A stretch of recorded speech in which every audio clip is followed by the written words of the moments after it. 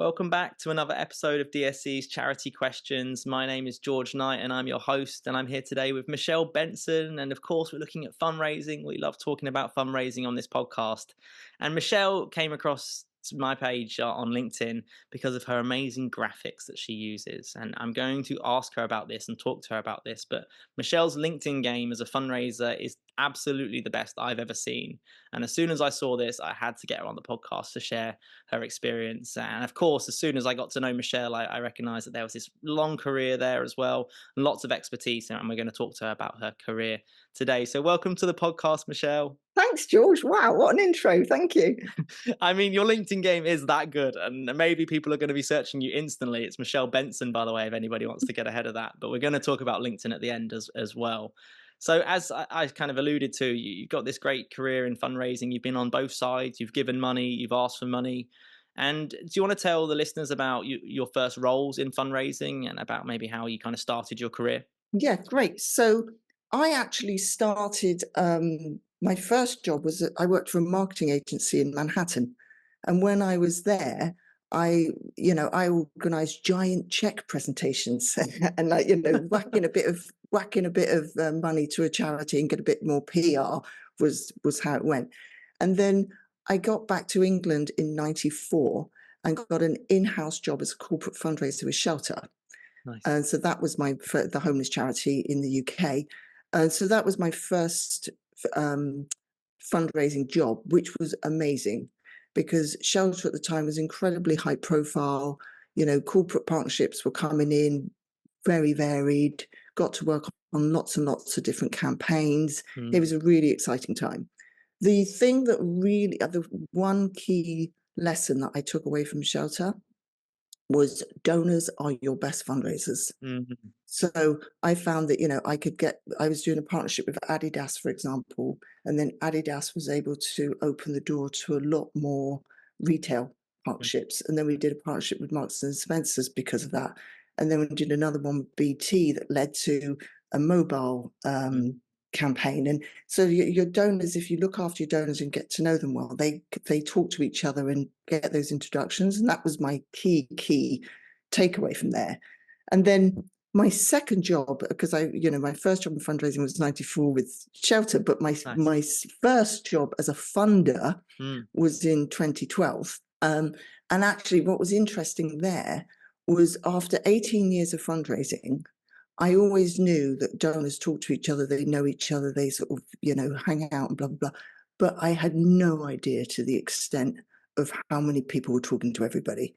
And then the interesting thing as being on the funding side of the fence is on the charity side of the fence, we very much divide major donors, trust funds, and corporates. They're seen as three very distinct income streams, right? Yeah. When you're on the funding side, they all merge. Everybody's talking to everybody. So literally 2 weeks ago, I had a breakfast with a philanthropist, and he said he was investing into a new charity because of an introduction from Esme Fairburn, the trust fund. Wow. So everybody's talking to everybody. Everybody knows everybody. The thing that happens now, of course, is it's all electronic as well. So people have forums and groups and closed groups and all that malarkey. So the more you look after your donors and the more you look after your reputation, the more they talk to other funders and the better you do. So I always think to myself, also, if you want the word of mouth tongues to wag, give them something to talk about. Don't be boring. If you just put on the regular drinks do with talking heads and another project visit, just like the 25,000 project visits they've seen before, don't expect anyone to talk about you. Yeah. But if you put a little sparkle into those visits or those meetings or those pitches or that surprise and delight every now and again, that sends the tongues wagging, and they will get in front of more funders than you as a funder will ever get in front of. And that's the beauty of it, basically. Love that. That's one nice takeaway there already, isn't it?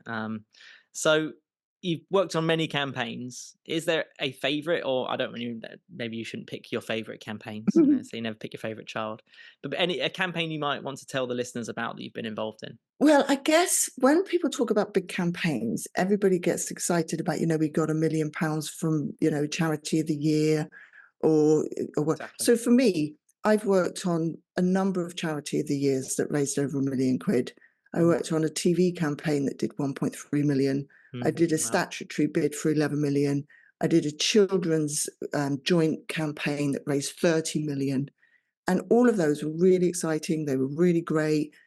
They were all extremely hard work, Absolutely. came along very rarely. Mm, When you go for them, so like the TV campaign, for example, there were 75 charities that went after that TV campaign. mm, We won it. wow. And it got down to the final 10 and then the final 5. That was a huge amount of work. Mm, So there's no second prize on those types of things, right? You either win it or you don't, and it's a huge amount of work. So even though those sound sexy and they sound great and everybody thinks they're amazing, they all had something in common. They were all restricted mhm, and they all lasted for about a year and then they all buggered off and I never saw them again. mm, They mm, didn't say. So my favorites actually are, I worked with a trust fund that I worked with for years, mm. for a good 5 years, I reckon it was. And then on the 5th year, they donated £600,000 unrestricted for a year. They advocated me to other trust funds, and they were just amazing in every possible way. Wow. I also worked with a major donor who first started off by giving me 50 grand. Mhm. And I think it was about 6 years it took to get £750,000 out of him unrestricted, Oh which my was his goodness. first ever unrestricted donation because he was a bit crazy about ownership and whatnot. So, Fair enough, yeah. but actually, my favourites are the ones that you work up over time Mm, because you can retain them, you mhm, can build them up. They don't bugger off and leave a massive hole in your budget the mm, following year or the next 3 years later or whatever it is. They advocate for you, and also you learn a hell of a lot from those relationships, which are you can replicate. exactly. So I'm actually a huge fan. So with Impetus, for example, we raised myself and two other fundraisers. We raised £7 million a year from 98 donors.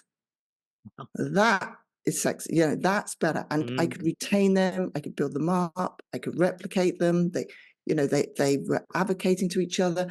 That's something I can build a community rather absolutely. than go out and get them. So if I was a fundraiser today in a charity, I would rather get £1 million out of, a whole bunch of donors that I Mm, could hang on mm. to than that one big fish that lands that then leaves that £1 million hole in my budget. I think that's it, isn't it? It's the resilience piece there. You're going to lose some of those 98, but you're not going to lose 98 of them. You're going to No, lose no, 20 of them exactly. potentially. And so when you were applying for those 98 grants, or you were sent those 98 applications, is that 98 different projects, or is that 5, 10 projects that you're then part funding different funders for? With those 98, believe it or not, I didn't fill in a single application. Amazing. Because because another thing that people don't know is every grant has a special fund. So Mm, I went for the special fund. But ultimately, that was probably a bad example in that I was a funder doing joint funding with other funders at that gotcha. point. So I was bringing in lots of other funders. However, I learned that from my days as a fundraiser, Exactly. where as a fundraising director, I was always adamant that I would much rather have a collection of every income stream have a strong community Mm, that we could rely on and sustain mm, than I would, go out and just land. Don't, you're in the position of trying to get one donation at a time. mm, You're in the starvation cycle mhm. and it's hard to sleep at night, basically. Absolutely. Yeah. And I think that leads to kind of what I want to talk about. I do want to talk about your career and get into that, but there is a challenging side to fundraising, and there'll be people listening to this that may be fundraising for their own role, which can add an element of stress. And so you've had a lot of success, but I'm sure you've had a lot of challenge too. Is there any tips you might give to somebody listening to this, or steps that you took to stay motivated and inspired during those tougher times? Yeah, definitely. I think to stay motivated and inspired, you receive what you believe. Mm, So if you are given, first of all, it starts with a goal. yeah. If you have a really inflated target that you absolutely don't believe in, then you're almost sunk already before you start, right? Yeah. That's the big downer going, oh, let's give them a really stretched target. Let's Mm, put some ambition in the target. What you're doing is destroying the belief. mm, And it's bloody hard work. You've got to get up in the morning. You need a lot of goal pull. So if you don't believe in what you're doing to start with, you now just made that climb 10 times harder. mm, So mm. number one, fight back if you're given a goal that says this is bloody ridiculous and I'm never going to meet it. Fight back because you're stuck Absolutely. with that for a year, and that means every month the management accounts come out and kick you in the teeth and They will. demotivate you. You know what I mean? That you don't want to be in that position. You want the goal pull. So you Mm, really say, right, um, I believe in the goal. I can do it. mm, If the goal is beneath you, it's like it's you're just churning out those applications, or you're trying to just fill in an event yet again, or blah blah blah. If it's below your skill set, boredom sets in, mm, and if it's well above your skill set, it becomes incredibly stressful. mm, So the trick is to try to get that make it realistic. You still want to stretch, mm. but you also want to go, I've got a goal. I know I have a strategy in order to achieve it. And I also know what progress looks like. Yeah, So I have those little, baby steps that I'm taking, and I'm working towards it, and I'm progressing basically. absolutely. And that's your goal, Paul. I like that. I like that. And then it is, isn't it? It's not I need to get through the year. I need to get through today. I need to do my next application. We can make these smaller goals, can't we? I love Yeah. that. I So also try go to on. get I'd also try to avoid one donor at a time scenario. Mm, So what I would do with my income streams is go, okay, so first of all, let's really identify who our best donor is hmm and who our worst donors are. Let's understand how our ability to go out and get a new donor, mm, and our ability to then keep those donors and sustain them and trade them up, mm, is the health check of fundraising, basically, right? yeah. So if you're going, I don't really know how I'm supposed to get these 3 new corporates in the door. Mm, I don't really have a strategy. I just do one at a time, and I, beg, borrow, and steal, and try to get in front of people. And when I get in front of them, they say we want X, Y, Z, and I go yeah. back and make up a project for them. And then I put you want to. That's your starvation cycle, Yeah. and that sucks. What you'd much rather do is go almost like a mini campaign. Yeah. These are the 3 projects, or this is the themes I'm fundraising for. Yeah. This is what I'm, putting out into the world, and Mm, these are who I want. And then, so everything I do is I'm learning. So it's a bit like this. If I learn to swim in a swimming pool, yeah. I can now swim, right? Mm, If I go to the sea, I can swim. If I go to a lake, I can swim. If I go to another swimming pool, I can swim. I now have the ability to swim. mm, What you want to do is you want to learn how to fundraise for your charity. Who are your yeah. best donors? Why? What do they love? What are Why the are they giving you hooks? money? What's the need? Yeah. Learn the ability to fundraise for your charity. Now you Mm, can go out there, and you've now got the ability to fundraise because you can replicate it absolutely. with other. Because even though we say corporates, trusts, major donors, blah, it's people, isn't it? Yes. Corporates don't give you money, Yes. people do. Yeah. It's always a person. And so it's the ability to fundraise is what you're trying to crack for your hmm charity. And once you've got that, you're on a winner. And I think it takes rejection almost to learn. Actually, Yeah, that as well, which is a tough yeah, thing to admit and say, isn't it? You have to be rejected, so you go, "Oh, probably that's not the right hook actually to use." yeah, And yeah, exactly. Polarity gives you clarity, because the oof, more you're you good go, at this. I'm writing these down. oh yeah. The more you get it, the more you get, and it's wonderful, isn't it? You put a pitch deck through, and then everybody gets excited on slide 6. Slide 6 becomes slide 1. Slide 7 was a right pain in the ass, and it caused more problems than it answered. So we get rid of slide Nice. 7. You know what I mean? You Yeah. you hone it, don't you? Yeah. It's fundraising is iteration ultimately, isn't it? You Mhm. go out there, you put your best foot forward, and then you iterate. The more people you can get in front of, the more you iterate and hone your ability to be successful. Exactly.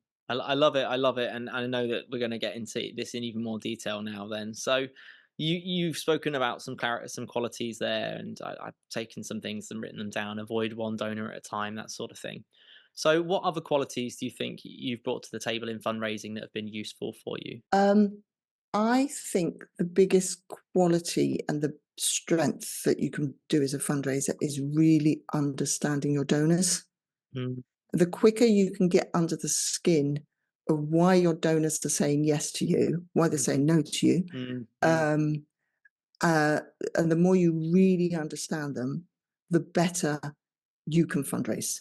absolutely. So ultimately, we both, well, pretty much everybody knows, people don't donate to you because you have needs. Mm, They donate to you to meet their needs. yeah, So if they are giving you money to meet their needs, you need to really understand that.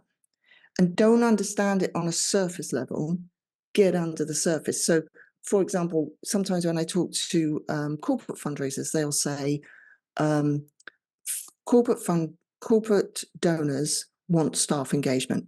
mm, Actually, corporate donors don't want staff engagement. What corporate donors want is they want to attract talent and retain it. So they engage their staff as a way to reach that goal. And exactly. so actually it's not staff engagement they want, it's talent attraction and Mm, retention mm, thereafter. So mm, it's like once you start really understanding what is it that they are trying to achieve and why, mm. the more you can, the more you can show them that you can achieve their goals for them. I like it. And are you tracking donors in a CRM? Probably, I'm guessing, in most organizations, or is it simple? I I actually I've just about a year ago, I did some work I helped a company set up a corporate foundation. Yeah, And I also did some work with a group of CSR people. gotcha. Yeah, And one of the big things for me that came out of that group, which I thought was quite fascinating, when back in the day, I was aware of a CSR team, for example, that did a massive um, promotion with a girls' charity. And so on outside the PR team and all over there, social and everything was all about, they're all about women and girls and women and girls, women and girls. At the very same time, this company didn't have a single female on their I knew board, you were going to say this. Yeah, and okay. they had a bloody great gender pay gap going on in their finance department. And that's back in the day when it was all it was okay to be all girls and in Yeah. CSR team and not worry about what was going on with the rest of the organization. Those days are gone. That doesn't work anymore. Hmm. And what the CSR team was saying, the group I was working with was saying, was back in the day, the CSR team was seen as to do the kind of nice stuff, PR stuff, staff stuff, Yeah. but they never got a seat at the strategic table. Mm, These days, that when it got strategic, suddenly they got sent to bed and then the adults took over. These mm, days, they're very much at the strategic table. mm. And what they say is their job is to scan the horizon, see what's coming, and make sure the company doesn't get caught with its pants down. So, for example, they scanned the horizon, they saw apprenticeship levies coming. Yeah. So they started sorting out their apprenticeships. They scanned the horizon, they saw net zero coming. So then they started working with their procurement teams. They scanned the horizon, they saw gender equality coming. So then it's finance, HR. So actually, they're part of that strategic conversation now. Mm, And it's charities who are out in the world at grassroots level that are able to bring in that sort of grassroots knowledge exactly. that Yeah. and the CSR team sort of conducts the band. So they have themselves, their internal colleagues, their internal employees that they're looking for, their future employees, and then their partnerships. Yeah. And they kind of bring it all together. And so as a fundraiser, you're playing your part. You've got your seat in the orchestra, as it were, and Exactly. you're adding to that. So it's never you on your own, but you are adding to that process. Nice. I like it, and I think we know we've got to look at our donors, but you're giving it that renewed impetus. Not to say impetus is a great word, isn't it? It's really worked as Yeah. well. So I want to ask you about what you enjoy the most. But I think before we do that, you've kind of mentioned some tools already that when you're managing campaigns. So you're maybe using a tool to look at your donors. When you are running these big campaigns, any other tools or steps that you've tried to take when you're running these things? I think when you run the big campaign, the internal communications, managing your internal communications and expectations is massive. And so I think as a fundraiser, what you're best to do is to think, what tools in this organization work the best Mm, for me to be able to really communicate and manage people. yeah. Um, and so you might find you're in a relatively small organization and meetings are the best thing to do. Others are bigger. You might have a Slack or you might have Teams. Or it's like whatever your colleagues are already tuned into Yeah. and using is what what you should go with. Exactly. And then I think it's like this is this fine line between going, right, the more I plan this out and the more I communicate the plan to everybody, the better the execution. But equally, you can't be too rigid Mm, because whenever you do these big campaigns, something's going to come up and from left field and kick you in the teeth. And yeah. then also opportunities come up that you weren't It's true. expecting either. Actually, it's true. So it's really going, I'm doing plans that Mm. are strong on intention, Hmm. but fairly loose on attachment. Mm. So I can't get too attached. Like, well, we said we were going to do this in February, so God damn it, we're doing it. You don't want you got to have that flexibility baked in. Absolutely. So there's there's like a core that runs through it that is solid, Yep. and then there's some sort of flexibility around it. But the internal, it's always the internal more than the external, believe it or not. Mm. It's internal communication. And the other thing is, I think with that is language. Whatever language you use internally will go external. Mm. So if you're talking a load of internal jargon that nobody on the outside understands, stop it. Because even though it's internal, it will become external. It makes it harder for you. And communication it's got to be really simple and clear. Yeah, and it should be the same message. It can be anyway, internally and externally, in terms of a broader internal communication. Obviously, Yeah. creativity. We can have meetings and talk openly, but yeah, no, I like that. Manage internal expectations. Nice. So you've done a lot of different areas of fundraising. You've written bids. You've run events. You've managed individual giving. What do you enjoy the most, Michelle? Can I ask you that? Um, yeah, it's a tough question because I like all of it really, I bet obviously you do. kids. Yeah. I love it when I can do it. Like, look, I really, really enjoy budgets, but if you put me under pressure and Did I've you got to just say do you it, enjoy then budgets? that suddenly becomes a nightmare. You know what I mean? It's like, it's a bit like cooking. I love to cook at the weekends at Yeah, 6 o'clock at night. It's a bit of a chore or whatever. But, it is. but I think my favorite thing about fundraising is I love the variety.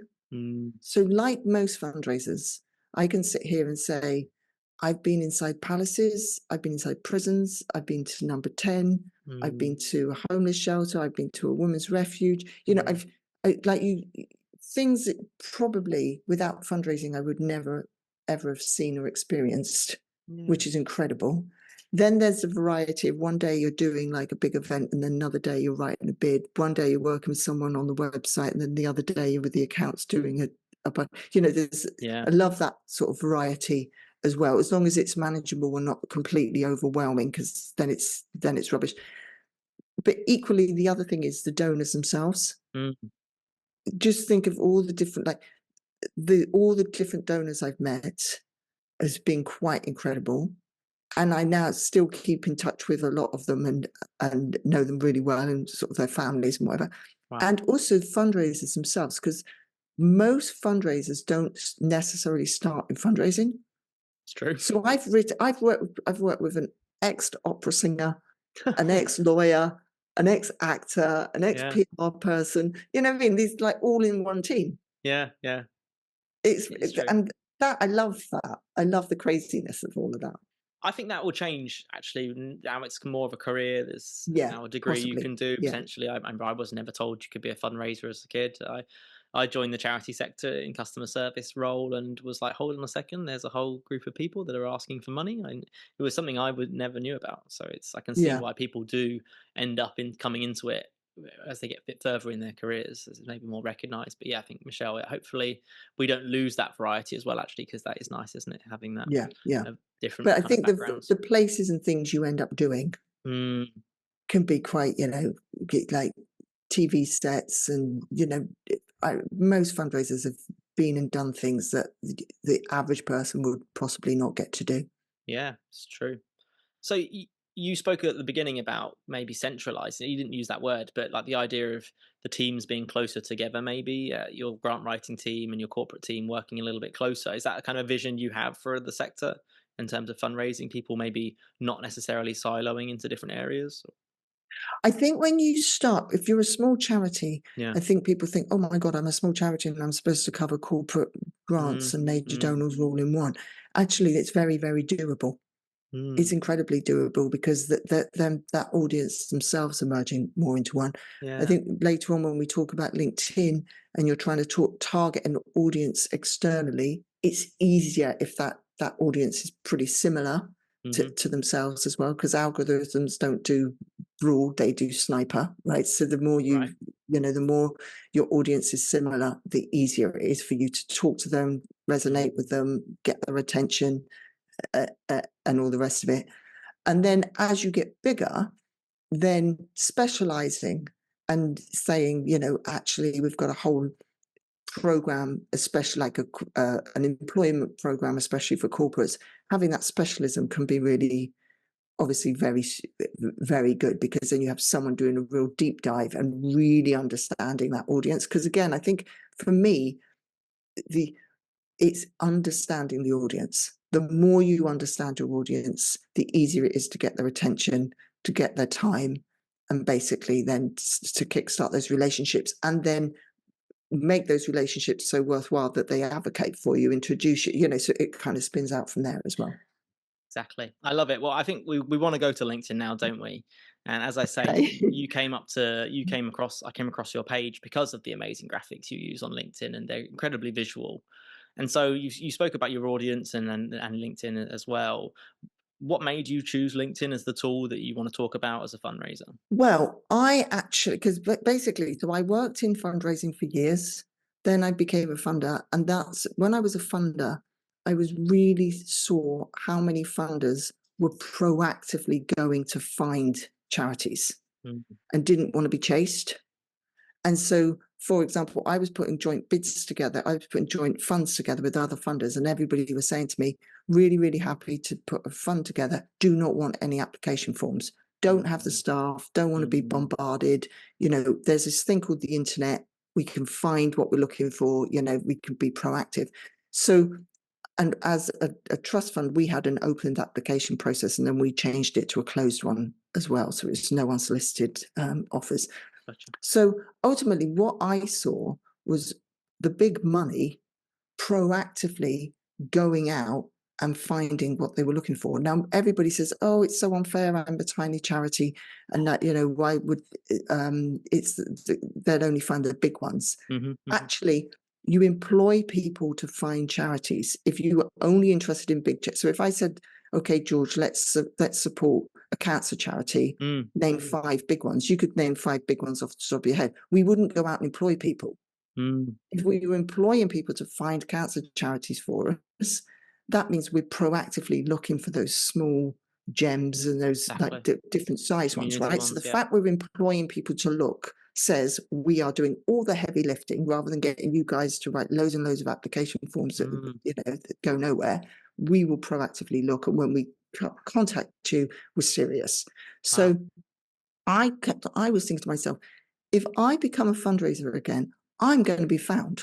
Mm, I'm going to put myself in the pathway of people who are looking, and I'm going to be found because the big money is out looking. So mm, I need to be found. So then I started working with some charities about, are you being like, it's chase, chase, chase, not necessarily being proactively going, how can I strategically put myself out there so they come to me? So I then did an online course in 2018, which was on Zoom, and no one knew what Zoom was back you then. developed an online course. Yep, I Yeah. started it was a full strategy course of how to be found by big fundraisers funders that are looking. Wow. And then module 3 was how to use LinkedIn. Yes. People did my course and then came back and said, could you teach module 3 to my team? Which I did. Nice. Then people started turning up saying, my mate did your course. Can I just do module 3? Screw everything else. I just want module 3. So module 3 then became its own thing, which is Yes. basically how to use LinkedIn to fundraise, which is Nice. ultimately how to use LinkedIn to be found by the big it's mainly high value funders, although you can apply it to Facebook and everybody else.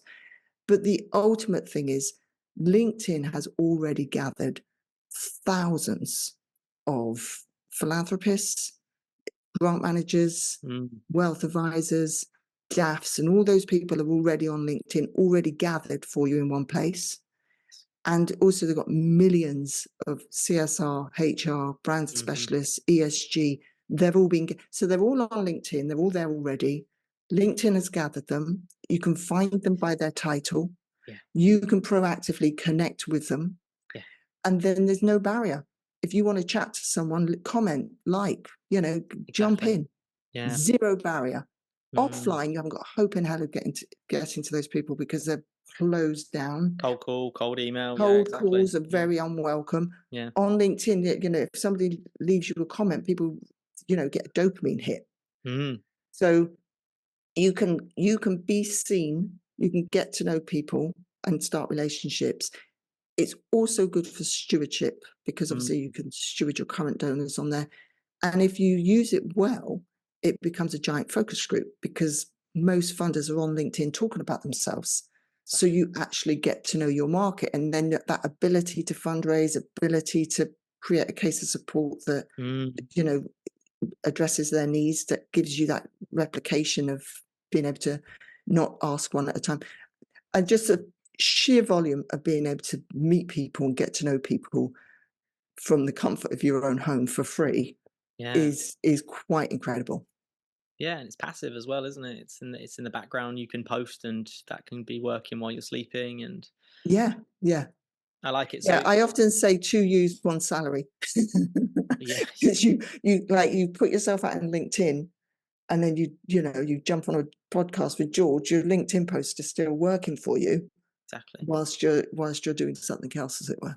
Exactly. So you're adding donors, you're commenting, you're receiving comments. Obviously, Yeah. you're doing a little bit more, but potentially I'm out there thinking, well, I could be on LinkedIn. Is there anything else you think we should be doing? Commenting, posting? Ultimately, what I usually do is I work with people, do a deep dive into their profile. Okay. Because the problem you have is when you and I joined LinkedIn, LinkedIn said to us, I'll give you a free account. Hmm. Give me your name, give me your title, and give me your CV or resume, and Yeah. put it all in. We did that.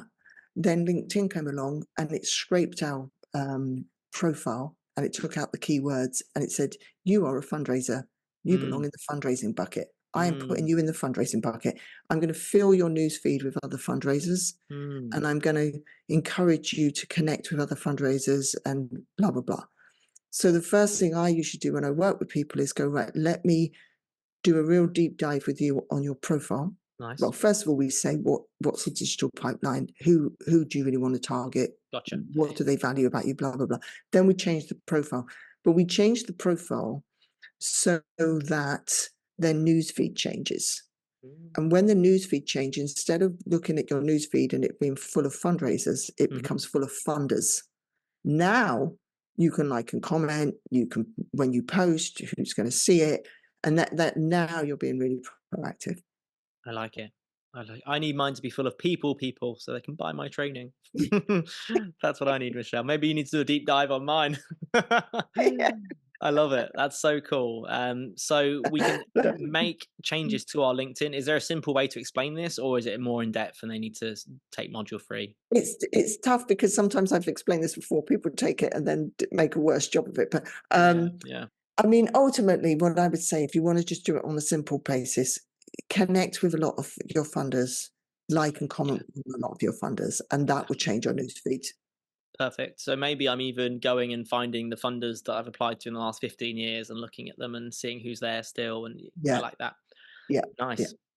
Is there any success stories you have from LinkedIn you wouldn't mind sharing, either for yourself or maybe someone that you've coached? Um, yeah, I mean, well, Loads, right? yeah, every day, yeah, lots. So ultimately, um, the success, well, for me personally, like it drives my whole business. Yeah, So, absolutely. yeah, Yeah. I could, so what I tend to do is I go out there, do stuff, test, and I often put stuff out there that I think isn't going to work and blah, blah, blah. And then so I can turn around and teach it. So everything I teach, I'm doing myself. I'm not, it's proven in that regard. So I've had, lots of students who have just followed the simple steps, and for them, they then get donors come to them. Yes. So then they get direct messages saying, "I just saw your comment on so and so," or "I saw your post," or "I saw," and then they get direct, you know, Zooms and meetings. So it's a way that they've, for most of them, they don't normally get foundations, wealth advisors, philanthropists, or CSR teams phone them up or Exactly. Yeah. DM them saying, "I would like to meet you." Yes. Now, so that's a massive win. Um, the other thing is that they're building up their own network. Mm. So now they're not reliant upon trustees network. So if somebody says, "I want you to go out and get 3 new corporates or 3 new trust funds or 4 new major donors," they've got a plan. Yeah. They go, "Fine, I've got a network. Let me go out. I'm building up a network. I'm pulling people to my space. I proactively know what I'm doing, and so therefore that takes a huge heat off." So, but then the other one is, other students have been invited on podcasts, on speaking, on conferences, to contribute to articles. Nice. We've had another one who had a donor they've been chasing and chasing, couldn't get hold of, started interacting with their boss Mm. on LinkedIn. And then the boss DM'd them saying, "Listen, I know you guys have been chasing us. We really need to um, come on that project visit, la di da." Yeah. So Yeah. they pulled in the boss because Yeah. their donor was fast asleep, their point of contact. Yeah. Yeah. So, I mean, there's so many great examples of people getting fantastic results. I like it. So I don't want to give away too much about your content, and obviously it's designed for fundraisers as well. So please do, if you are fundraising, search up Michelle Benson on LinkedIn, and we'll get some more specific ways to follow you in a second, Michelle. So you know what your most engaging content is. It looks like images, right? Yeah, What do you recommend for maybe people who are trying to attract funders? Are they going to be sharing impact measurement data, like they're sharing stats, images, links, external YouTube links to testimonials? What kind of content do you think we could be yeah. working? What I normally say to people is go on LinkedIn, Mm. start following some funders, Mm-hmm. and read the room. Mm. Because that's what you Perfect. want to do. Rather than jump in on the content, why don't you just follow a load of people, see what's engaging your audience, and go with that. So that's number one. Be genuine, Mm. add value, Mm. don't be too salesy. Yeah. LinkedIn is not a free advertising channel. Yeah. It's not a broadcasting, you can put a few, if you're going to like do 4 value posts where you're just putting out value, value, value, then whack in a kind of more asky one, but don't make it all ask, ask, ask all the time. I love that. Yeah. That's a nightmare. And also, often people say to me, "What's better, video? Should I do video? Should I do audio? Should I do this?" I always say play to your strengths, Mm. Mm. because everybody thinks, "Oh, it's definitely video." But if you're shocking on video, Mm. then but an amazing writer. Not shocking in the good way, shocking in the bad way. If you're Yeah. shocking people on video, then yeah, please do more video. Shelter's videos come to mind when it comes to the Yeah. shocking category, to be fair. Yeah. No, Yeah, shocking in a bad way. yeah. No, no. Also, there's a rate of revelation. Get to the point. And Yeah. when I do the work with my students, a couple of things I always say to them is like, be the show, not the adverts in Mm. between, number Mm. one. Mm. Um, and also, one post, one point. If you've got 5 points to make, that's 5 posts. Don't Mhm. waste 5 points on one post. Make it Mhm. make it 5. So the rate of revelation is kind of, the faster you can get to the point, the better. Yeah. You in LinkedIn particularly, you want them to hit that see more button. You just see the top of Absolutely. the few lines, and Absolutely. then you Yeah. hit see more. That's an engagement point. Now, what you can't, if you've got an amazing post, but it's underneath that see more button and no one's pressing see more, they can't read it. So, How do you get people to click that? Hooks, yeah, I guess. yeah. And so you want scroll stopping statement Yeah. and a little bit of curiosity or something, so that they are interested, and then don't let them down. Don't go, what is the most incredible secret that absolutely nobody knows about fundraising, that no one's ever discovered in their life, and it will completely change your life? Mhm. See more. It's all about relationships. I did see a good one the other day, Michelle. Someone said, I went here and these are my top 3 takeaways. And I clicked see more and it was like Five Guys, McDonald's. And I was like, oh, you've got me there. I thought that was quite clever, to be fair. My top 3 takeaways. Oh. That's great. I love it. It's a scroll stopping statement. Skulls will get a bit of curiosity, get them to see more. Yeah. Don't let them down. If you're going to promise something wonderful, post something wonderful. But before you do that, I would say for the vast majority of people, get on LinkedIn, connect to your current donors and donors that you want to be connected to. Mm, Follow them if even if you don't get connected, so they come into your newsfeed. Start commenting. mm, Commenting first, like and comment, and read the room. mm. And what you want to practice is, when you leave a comment, get people to answer you, Yeah. to ask questions and find your sea legs, Yeah. and then worry about posting. I like it. Nice. Um, so many amazing things you said, Michelle. Receive what you believe. I mean, I practice mindfulness and visualization and gratitude, and you absolutely be nice to yourself, talk to your subconscious in a nice way, and you Yeah. absolutely will receive what you believe. And I think you also really touched on avoid one donor at a time. And having been a volunteer fundraiser, it's maybe my default, actually, one donor at a time, and Yeah. baby steps, and potentially a bit of a think changing in how I'm thinking as well. There, I like that. Actually, it should be a not a numbers game, but there's resilience in increasing numbers, isn't there? And you said Yes. people donate to meet their needs. Like, let's not forget that, right? It might be an individual donor and they're in some way fulfilling their own needs, aren't they, there as Yeah. well? And you said Yeah. manage internal expectations when you're doing campaigns. That was Yes. touched on at the Third Sector Conference yesterday in a big way. Macmillan spoke about that, managing their trustees' expectations over a long Yes. year of campaigning, and actually just not even running the campaign, but launching it. Um, and Yes. Yeah. and then of course getting to LinkedIn and scroll stopping statements and producing content and getting funders to find you. It's so inspiring, Michelle. So people can find you on LinkedIn by searching your name, Michelle Benson. That's Benson, Benson. And any other ways they want to follow you? What's your website, Michelle? Culture of Philanthropy Yep, is my website. yep, And then on there, obviously, any courses or anything that you'd be interested in are also there. exactly. Exactly. And do you mind if people get in touch with you directly, Michelle? No, go for it. No, wonderful. Perfect. So I can't stress enough, add Michelle on LinkedIn. I wouldn't normally push it this much, but the graphics are inspiring and it really helped me to stop and think, actually, am I doing the right thing on LinkedIn? Am I putting myself out there in the right way? And Michelle, you absolutely are. I also really like that I said, well, why did you end up getting into LinkedIn? People ask me, and I'm really good at this. That's always the best way to launch a product, I think, is when people are like, please, can you help us with this? And so I really resonated with that as well. And I think it's great that the sector has seen that and asked you to become that person. So I'm really glad we've got you, Michelle. And as I say, really, you stood out. And so I hope people can check out your account and got a lot from this talk. Wonderful. Thank you, George. It's been an absolute pleasure to be here with you today. Thank you so much. Cheers. Thank you, everybody, for listening. Thank you for watching Charity Questions by the Directory of Social Change. So this is the podcast where we bring charity experts to you and we ask them the questions that you provide us via social media. So if you want to get involved, please check out the Directory of Social Change on Instagram, Twitter, or LinkedIn. And of course, to hear more about this content and to learn more about Charity Questions, subscribe to our YouTube channel now, and of course, like this video to let us know if you enjoyed it. Thank you very much for watching. Cheers.